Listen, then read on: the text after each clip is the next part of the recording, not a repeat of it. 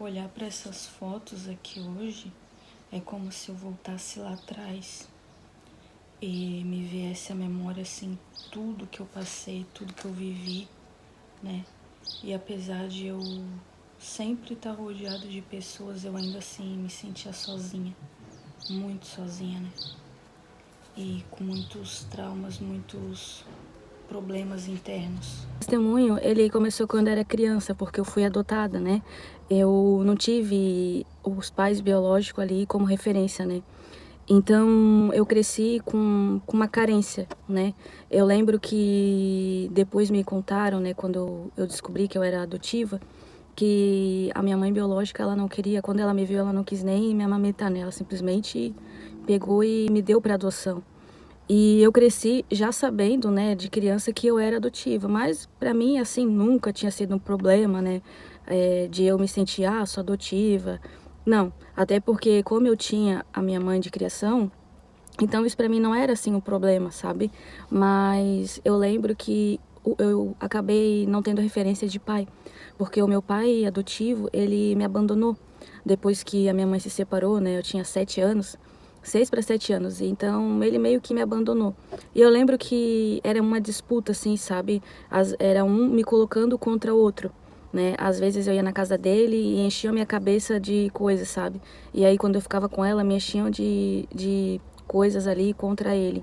Então eu cresci nisso, sabe? Sem ter essa referência. Eu não sabia o que que era ter uma família, assim, sentar na mesa para almoçar, para tomar um café. Eu não sabia o que que era isso, né? E a minha infância, assim, foi bem conturbada, foi bem ruim, porque eu também lembro que muitas das vezes eu ia na casa de parentes, sabe, por parte do meu pai adotivo, que me abandonou, e eu lembro que os irmãos deles, né, eles eram, assim, meio estranhos, porque às vezes eu ia lá, e eu criança, eu inocente, eu não entendia muita coisa, né? Eu lembro que às vezes eu tava lá para dormir e às vezes os filhos dele, né, o meu tio ficava mexendo assim, sabe, na roupa íntima. Então eu era uma criança, né? Para mim aquilo ali era esquisito, era estranho, eu ficava muito com medo, sabe? E eu não tive aquela proteção, sabe? A criança, né? Quando é criança, ela gosta de ser protegida, né? Machuca aqui, tem o pai ali para cuidar, né? Tem a mãe ali para passar um curativo. E eu tive isso de uma forma diferente, porque eu não tive esse cuidado, assim, sabe? Apesar de eu ter tido a criação, né? A minha mãe, ela foi presente, assim, nesses momentos. Ela praticamente foi minha referência, tanto de pai como de mãe. E então eu me espelhava nela, né? Então tudo que o comportamento dela eu absorvia, entende? Então assim para mim foi bem complicado ter crescido sem uma família, né? Eu lembro também algumas vezes que eu fui na praia com um familiar meu, tinha uma prima minha que eu cresci com ela nessa época e foi minha prima de criação. Então eu acabei me apegando nela, ela se tornou a minha irmã, né? Minha irmã do coração. Então, tudo que eu fazia, eu queria fazer com ela. A gente estudava junto. Eu amava ir para casa dela porque, como o meu pai adotivo, ele tinha um problema com jogo, então, de noite, eu ficava sem ter o pai por perto, né? Era só eu e a minha mãe. E eu lembro que muitas das vezes a gente ia para casa do irmão da minha mãe, né? Que é o meu tio. E eu amava, assim, estar lá. Porque quando eu tava lá, era como se fosse um refúgio para mim. Porque eu tava lá e eu e a minha prima, a gente brincava, a gente conversava. Então, para mim, ali, eu lembro que os melhores momentos da minha infância foram esses momentos, sabe? Esses momentos ali de eu estar com eles ali. Era um momento que eu tinha alegria, porque eu não tinha alegria, né? Então, eu não era uma criança, assim, feliz, né? E eu fui uma criança desde de pequena rejeitada tanto pela mãe biológica que me abandonou, quanto pelos familiares. Eu não sei se isso foi algo que acabou trazendo esse peso negativo, porque eu acabei tendo essa rejeição também dentro da minha família de criação, né? Era como se eu fosse ovelha negra. Sim, tinha os familiares assim que cuidava, que tratava bem, mas tive lembranças ruins, né? Com parte ali de vó. Então foi assim uma criação bem conturbada, né? Até que a minha mãe se separou, isso eu já tinha 7 anos, e aí a gente foi morar na casa da minha avó, e ali eu comecei a ter outros tipos de problema, né? Porque o meu problema quando a minha mãe era casada era não ter o pai presente, né? E muitas das vezes a minha mãe jogava uma responsabilidade para mim que eu era criança, eu não entendia, né? Teve momentos ali de ela estar doente, ela pediu para me ligar pro meu pai, eu não sabia, eu ligava sozinha, né? Eu tinha menos de 7 anos, deveria ter 5 anos, 6 anos no máximo. E ela falou, liga lá, Angélica, pro teu pai, porque eu não tô bem e tal. Então eu fui lá e eu liguei pra ele e tal. Ele falou, não, tá bom, tô indo pra casa. Então ele tinha problema com o jogo, né? E então eu passei por isso. Quando não acontecia isso, eu ficava na casa de vizinho ou na casa de parente, pra minha mãe ir atrás do meu pai pra saber onde é que ele tava, né? Se ele tava envolvido com alguma coisa errada e tudo mais. Então essa foi a parte ali antes da minha mãe se separar. E depois que ela se separou foi quando a gente foi morar com a minha avó. E ali foi assim, foi bem ruim, porque eu lembro que nesse período que eu morei lá, eu tinha em torno ali de 7 para 10 anos, né? 7, 8, 9, 10 anos. E eu lembro que muitas das vezes eu gostava, assim, de tomar Nescau. Eu gostava de comer bolacha, de tomar Nescau. E a minha mãe comprava, né? Tinha lá pra mim. E eu lembro que às vezes eu queria comer, eu lembro da minha avó esconder, né? Ela escondia. Hoje é um testemunho, isso aqui é só a minha história, né? Não é algo que mexe comigo, não é algo pra ridicularizar eles, nem nada disso. Mas é uma coisa que aconteceu comigo, né? Que talvez aconteça com algumas pessoas que até vão assistir esse vídeo. Então eu lembro que eu queria tomar um Nescau, eu queria comer uma coisa, e às vezes a minha avó, ela escondia, né? Ela ia lá e escondia as coisas pra mim não comer. Hoje eu entendo, né, que tudo que eles fizeram comigo era porque eles também tiveram um passado ruim, né? Então, eles repetiam aquilo que eles tinham recebido na infância, né? A minha avó também não teve uma infância boa, então ela acabou repetindo isso com nós, né? Com o neto, com o filho. E eu lembro disso. Também minha avó tinha problemas assim com bebidas, né? E às vezes eu chegava da escola, ela ficava deitada assim no chão e aquilo ali pra mim era bem ruim, sabe? Então eu cresci com isso, né? Até depois o meu avô faleceu, né? O meu avô era assim, o que mais não pegava tanto no meu pé, né? E só que daí ele acabou falecendo. E eu lembro que nesse período que acontecia da minha avó esconder as coisas de mim, eu lembro que tinha uma outra prima, né? Que era a neta dela, da filha da minha tia, que tinha crescido. Então eu deveria ter uns 10 anos, ela deveria ter 1 ano, 2 anos, né? E a minha avó escondia pra dar pra ela e não pra mim. Então, quer dizer, aquela rejeição que eu tive lá da maternidade, né? De ter sido abandonada pela mãe biológica, acabou depois eu tendo aquilo ali dentro da família também. Porque eu acabava me sentindo rejeitada, né? Poxa, eu fui rejeitada pela minha mãe. Porque eu não entendia, né? Eu cresci com aquilo sem entender por que que ela me abandonou, né? Por que que ela me abandonou? E eu lembro que então eu acabei crescendo com isso, né? Sabe, com esse sentimento de rejeição, essa carência, sabe, de sempre querer ter alguém ali por perto, me dando uma atenção, e eu não tinha isso. Então eu lembro que até que o meu avô faleceu, e aí eu fui crescendo, fui ficando adolescente, e aí começou a piorar porque nessa época eu já comecei a ter problema com a minha mãe, porque enquanto eu era adolescente, assim, jovem, né, eu ainda acabava respeitando minha mãe. Então eu ainda, se ela chamasse a minha atenção, eu aceitava, se ela me exortava ali, eu aceitava. Mas só que não aconteceu isso quando eu comecei a pegar ali a fase dos 16 para 17 anos, e eu comecei a ficar rebelde, né, eu comecei a ficar rebelde. E eu lembro que com 14 anos, eu acabei conhecendo uma pessoa, né? E em 2014 eu acabei conhecendo uma pessoa. E essa pessoa que eu conheci foi na época da escola, né? Eu conheci essa pessoa lá na época da escola. E eu acabei me relacionando com ela, tendo um relacionamento com ela. Só que foi bem complicado pra mim também, porque como eu era adolescente, né? Eu não sabia o que era namoro, né? Eu não sabia. Então, foi nesse período ali que eu acabei sabendo, entendendo o que era namorar. E nesse meu namoro, foi bem conturbado, né? Porque como eu não tive referência nem de pai, não tive referência de mãe, então eu acabei colocando a minha atenção naquela pessoa, né? Eu comecei a prender toda a minha força naquilo. Era como se aquela pessoa, ela tivesse se tornado meu tudo, como se ela fosse meu Deus.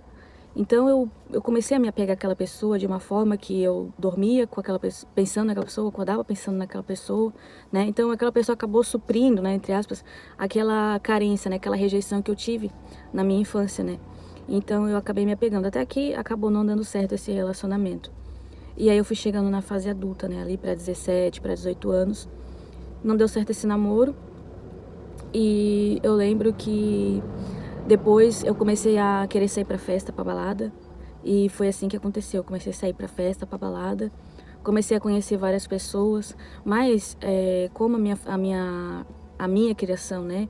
A minha mãe não gostava muito que eu saísse pra festa, pra balada, né? A não ser que eu fosse com algum familiar, né? Se eu fosse com algum amigo que fosse meu familiar, né? Algum parente ali que ela conhecesse, ela se sentia segura de me deixar sair, né? Pra aquela festa. Mas se não, eu não tinha como ir. E isso não ajudava, né? Isso não ajudava, porque eu ficava com mais raiva ainda, e aí eu ia lá e falava, não, eu vou sair. Então acontecia das vezes eu sair escondida. Acontecia às vezes de eu ir na casa de amigos, né? E dormir fora e não voltar pra casa. E aí eu comecei a ter diversos problemas, sabe? Que eu já não tinha na minha infância. Não tinha esse tipo de problema na infância de agressões, de briga, né? Com a minha mãe. Isso passou a ter na minha adolescência ali pra 17, pra 18 anos. Então eu comecei a brigar com ela, discutir, a agredir ela, ela me agredia, né? Eu lembro uma ocasião que uma vez ela veio com um pedaço de pau, né? Um tronco de árvore mesmo pra dar na minha cabeça. Ela falou, vou te matar agora, né? E ela veio com tudo ali. Se não fosse a minha avó, ela ia tacar aquele pedaço de pau lá na minha cabeça lá e ela ia me matar, né? Então eu fui crescendo com isso, sabe? E até na época de escola, eu tinha essa rejeição. Isso acontecia, esse tipo de rejeição. Eu sofria bullying. As pessoas me rejeitavam, eu não tinha amigos. Eu tinha poucos amigos, né? E aqueles amigos que eu tinha, muitas das vezes, eram traiçoeiros comigo, sabe? Faziam falsidade comigo. Então eu não sabia o que era ter uma amiga assim pra tu conversar, tu desabafar. A única amiga que eu tinha que eu considerava era minha prima, né? De criação, que eu considerei como uma irmã. Então eu não tinha isso, né? E eu lembro que até dentro, assim, aconteceu dentro da minha família, de familiares meus, primos meus, que estudavam comigo na mesma escola, né? E ao invés de eles estarem comigo ali, porque eu era parente, né? Eu convivia, final de semana a gente sempre tava junto. Tava junto, a gente vivia junto, né? Então, às vezes, aos final de semana, a gente tava junto, eles vinham ali na casa, porque como eu morava com a minha avó, então eu ficava ali, né? Então a gente sempre tava junto, tava brincando e tava sempre junto ali. Então, aos final de semana, na escola, em vez desses primos meus ficarem comigo ali no recreio ou estarem perto de mim, não. Na própria escola era como se eu fosse uma estranha para eles. E então eu era muito tímida, né? Então isso acabava atrapalhando mais ainda, eu ficava mais tímida, eu ficava mais isolada, né? E eu lembro que eu tentava me cortar com lápis, né? Eu não cheguei a me cortar, porque eu ainda não entendia muito disso, né? Mas eu passava o lápis bem forte, assim, arranhava. Na época, o meu avô, quando ele era vivo, ele se barbeava, então tinha aquele gilete antigo, né? Eu tentei raspar aqui algumas vezes. E tinha outros problemas também internos que acabavam, assim, me oprimindo, né? Eu lembro que eu até tentei tirar a vida uma vez, colocando a cabeça dentro do guarda-roupa. E eu lembro que eu falei, agora eu vou matar. E eu lembro que eu tranquei aquele guarda-roupa, sabe? A porta do guarda-roupa, eu peguei e botei aqui assim. E eu falei, agora eu vou me matar. Só que eu não tive coragem. Eu pensei, não, pra onde é que eu vou se eu fazer isso? O que vai acontecer, né? Então eu fiquei com medo. E essa foi a minha infância, né? Sem referência de pai, sem referência de família. Não sabia o que era estar um final de semana unido, né? Minha mãe era muito brava comigo, muito rígida, né? Então isso me tornava mais rebelde, me deixava mais confusa ainda. E eu cresci com isso, né? Comecei a ir para as festas, então conheci várias pessoas depois que eu acabei terminando esse namoro. Comecei a me relacionar com rapazes, até para chamar atenção, ficava me mostrando, né? Dava um beijo numa menina só para me mostrar. Por eu ser assim, eu era uma adolescente, né? Muito triste, sabe? Eu era muito triste, muito angustiada. Eu tinha um vazio, assim, enorme dentro de mim, que eu não sabia explicar aquele vazio, sabe? Era um buraco que eu tinha dentro de mim, uma tristeza. Então, quando eu terminei o namoro, aí aquele buraco ali ficou pior ainda, porque eu deitava, só queria deitar e dormir. Eu emagrecia, eu não queria comer, não queria me alimentar, então eu só chorava. E assim foi. Até que eu saindo pra festa, pra balada, acabei numa festa. Foi a primeira vez que eu acredito que Deus usou um jumentinho pra falar comigo, né? Porque é improvável Deus usar alguém dentro de uma balada, né? É improvável. Pra mim, naquela época, era improvável. E eu lembro que chegou uma moça perto de mim, ela falou, aqui não é o teu lugar. E na época eu não entendi nada, né? Eu falei, o que essa moça tá falando? Que aqui não é meu lugar? Mas ela tá aqui, o que ela tá fazendo aqui? Se aqui não é meu lugar, aqui também não é o lugar dela? Eu pensei, né? Mas eu continuei seguindo, né? Lá na balada, curtindo e tal. E aí eu lembro que também nessa época eu acabei conhecendo outro namorado meu. E depois eu continuei seguindo a minha vida, né? Seguindo a minha vida, né? Tocando a minha vida, né? Com a mesma forma, vazia, triste, depressiva, com problema em casa, com problema na família. E então aí novamente eu depositei o meu tudo para aquela pessoa, né? Era como se aquela pessoa tivesse tampado aquele buraco, né? Daquele vazio que eu tinha dentro de mim. Então eu comecei a viver em função daquela pessoa, né? Aí eu me tornei uma pessoa ciumenta, extremamente ciumenta, insegura. Eu me tornei uma pessoa assim extremamente que eu não vivia para mim. Eu vivia para agradar aquela pessoa, né? Eu dormia, acordava pensando naquela pessoa. E até que também acabou não dando certo esse namoro, tinha muita briga, muitas discórdia, né? Não dava certo. E eu me humilhava muito, né? Eu ficava correndo atrás, eu ficava mandando mensagem, eu ficava toda hora, né? Tava no trabalho mandando mensagem, tá fazendo o quê e tal. E final de semana, às vezes eu não dava sossego, eu ficava mandando mensagem, quero te ver e tal. Então eu ficava assim, eu me reduzia a um lixo, né? Eu acho que o lixo ainda era alguma coisa perto da forma com que eu estava agindo, né? Me tratando. Então acabou não dando certo aquele relacionamento também. E mais uma vez eu continuei voltando pra festa, pra balada, pra tudo, assim. E eu naquele auge, né, naquela bagunça, naquela vida sem sabor, naquela vida sem graça, eu lembro que uma vez eu saí de casa, porque como eu tinha problema dentro de casa, eu não gostava de ficar dentro de casa. Eu tinha que pegar e eu tinha que sair. Eu tinha que pegar o ônibus e ir lá pra casa da minha prima, né? Que era o refúgio que eu tinha quando era criança. Então, chegava nessa época que acontecia isso, durante a semana era a pior época, porque eu ficava em casa e era um tremendo, assim, era um inferno, né? Porque só tinha briga. Então, a minha mãe, eu acordava de manhã, ela me xingava, ela brigava comigo, ela me maltratava, né? Então, eu me sentia um Zé Ninguém. E eu também, como eu cresci com aquilo, eu acabava alimentando aquelas brigas, né? Pelo meu comportamento. Então, eu lembro que meu refúgio era minha prima, né, na infância e depois na minha adolescência. Então, quando chegava segunda-feira, eu arrumava alguma coisa para fazer, porque eu não conseguia me firmar em trabalho, né? Eu trabalhava ali e logo eu era mandada embora, acontecia alguma coisa. Então, eu lembro que o meu refúgio era minha prima. E aí eu pegava sempre, de vez em quando eu pegava o ônibus, ia lá na casa dela, ou ia dar uma volta no centro, mas eu não ficava em casa durante o dia, eu tinha que sair. Eu lembro que numa dessas de eu ir lá, eu lembro que eu fui no centro e eu lembro que eu entrei numa igreja, né? Era uma igreja católica. E eu lembro que naquele dia que eu entrei lá, eu fiz uma oração. Eu me ungi com aquela água benta lá da igreja católica, né? E eu fui lá e sentei na cadeira, no banco, né? E eu falei, eu não me lembro muito bem porque faz tempo, né? Mas eu lembro que eu falei alguma coisa assim: se o Senhor existe, o Senhor apareça na minha vida. Eu lembro que eu falei alguma coisa assim. Foi algo bem sincero, extremamente sincero e rápido. E eu fiquei lá pensando. E eu saí depois dali, eu não saí de imediato da igreja. Eu lembro que eu fiquei um tempo ali e depois eu fiquei um pouco sentada. Depois que eu falei isso, eu fiquei sentada e fiquei olhando assim, sabe? Para dentro da igreja, pensando e refletindo. E eu saí. Aparentemente, depois que eu saí, não tinha mudado nada, assim, né? Mas aí Deus já estava preparando tudo, porque eu voltei para casa e continuei naquela mesma rotina, né? E como eu sabia fazer unha, um dia eu fui procurar um trabalho ali perto da minha prima, da casa dela. Então eu peguei o ônibus e eu fui andando. Parei o ônibus na rua da minha prima, ali perto da rua da minha prima, e comecei a andar. Falei, vou procurar um salão de beleza pra mim trabalhar. Porque como eu sabia fazer unha, eu falei, vou trabalhar de manicure, né? Pelo menos eu não fico parada em casa. E aí eu comecei a andar. E o mais incrível é que nessa rua eu andei, olha, eu acredito com uns 800 metros, ou um pouco menos, mas eu andei uma boa andada assim, porque a rua era bem longa, sabe? E tinha vários comércios assim nessa rua. E eu lembro que eu andei, passei em vários salões e eu não quis entrar em nenhum salão. Mas eu lembro que depois, quando eu cheguei lá no finalzinho da rua, eu encontrei um salão e foi o próprio Deus. O Espírito Santo estava me guiando naquele dia, porque eu entrei dentro daquele salão lá. Parece que alguém me levou para dentro daquele salão lá. Eu falei, não, vou entrar aqui. Eu peguei e entrei. E quando eu entrei naquele salão lá, tinha uma obreira, uma obreira, né? Uma mulher de Deus lá. E quando eu entrei no salão dela, eu senti algo diferente lá. Eu vi algo diferente lá e eu fiquei assim, eu não falei pra ela, né? Mas eu pensei, nossa, que lugar diferente, que lugar legal, né? Poxa, que bacana. Pensei, né? E aí comecei a conversar com ela, e ela muito carismática, muito simpática.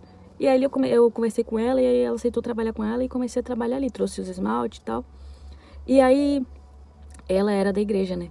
Só que ela nunca tinha, assim, me convidado diretamente para ir para a igreja. Mas ela falou que ela orava por mim e ela disse que elogia sempre o lugar que eu sentava, né? E é muito forte porque hoje a gente aprende a fazer isso, né? A orar pelas pessoas. Então eu acredito que a minha oração se encaixou com a oração dela, porque provavelmente ela estava orando para Deus trazer pessoas ali para ela salvar, né, para falar dele, e eu acabei indo trabalhar ali com ela. E aí comecei a trabalhar ali com ela e fui trabalhando ali com ela. Mas antes de eu até começar a trabalhar ali com ela, eu lembro que eu estava nesse mesmo ritmo de pegar e ir pros lugares, andar sem rumo. Eu lembro que estava indo no centro espírita, né? E eu lembro que naquele dia eu acabei encontrando uma outra obreira. Antes de eu encontrar essa que eu trabalhei, né? Que foi ela que me discipulou, que cuidou de mim. Mas eu lembro que eu encontrei uma obreira e ela falou o que eu tava fazendo e tal. E eu tinha saído de casa, eu tava triste, tava assim, bem vazia, né? E eu lembro que naquele dia ela falou pra mim, eu orei a Deus pra me mostrar uma pessoa, e ele me mostrou você. E aí ela começou a falar de Jesus pra mim ali e tal, e eu comecei a conversar com ela, desabafar, tudo. Mas eu lembro que no começo eu não quis ir pra igreja, né?